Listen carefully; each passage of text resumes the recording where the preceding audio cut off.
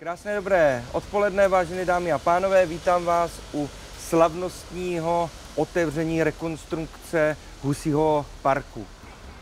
Husinec takzvaně, jak se tomu říká, spoustu let bylo v neutěšeném stavu a pořád jsme přemýšleli, co s tím budeme dělat. Hledali jsme samozřejmě na to nějaké možnosti dotace, což se nám podařilo.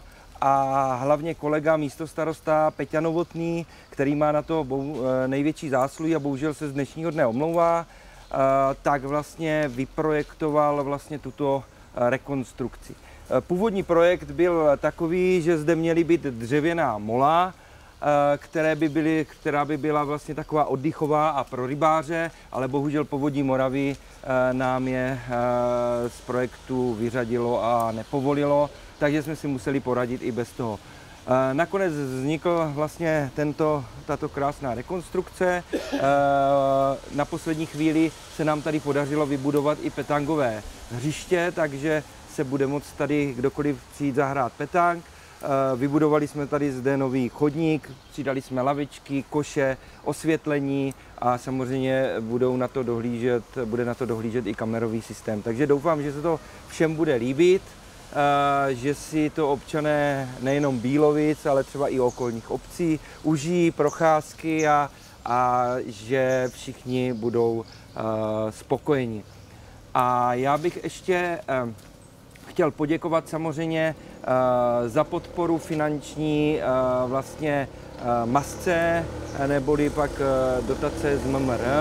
Dále bych pak chtěl poděkovat panu, kde ho mám tady, Meňouškovi, který vlastně celou tady tu revitalizaci dělal. A jestli třeba by nám k tomu řekl jenom prostě tak dvě větičky, jak to třeba probíhalo, nebo co všechno je tady položeno a vysazeno a tak dále. No tak vysazeno, no tak samozřejmě pro mě to byla výzva, protože já spíš dělám realizace zahrad, ale ono té zeleně tady a pro řežu stromů bylo docela dost. Co se týká tady té výsadby, rostlin jsem tam dal radši víc jak míň, ať to zaroste.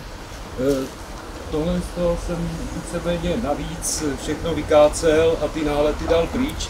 O to se ještě nějak teda budu starat, aby to zase nezarostlo. S projekční kanceláří jsme se ještě domluvili, původně tam měla být netkaná textilie. To jsem říkal, že je blbý, protože i když tady budou třeba psi lítat, a ona je tam na pořád. Takže je tam teďka ekotextilie, která by se měla za pár let sama rozpadnout. Že je přírodní. Trávník jsem se snažil tady zaset, samozřejmě už byl tady i pod tím petangovým hřištěm, hotovej, než se to vymyslelo. Dokud se neolístí stromy, teďka si to tady napršelo hodně, ale jsou tady místa, kde prostě je sucho a uvidíme, jestli to poroste, jak má. Bojuju tady s krtkem, ale to asi, to možná psi o tom budou asi horší. Super, tak já moc děkuju. Já jenom chci říct, že samozřejmě kromě tady té vybudované nové cestičky se dá jít i tady dolů, přímo k řece, posedět.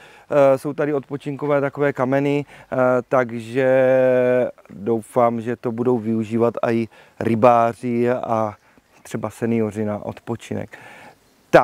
Takže teďka bychom přistoupili k přestřižnutí pásky, abych tady samozřejmě kromě pana Meňouška uvítala i pana ředitele a radního, pana Libora Žandu a paní zastupitelku Bohunku Hamákovou, kteří s námi přestřihnou slavnostně tady pásku. Takže pojďme do toho.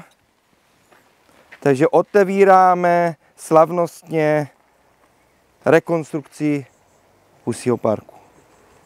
Tak, můžeme.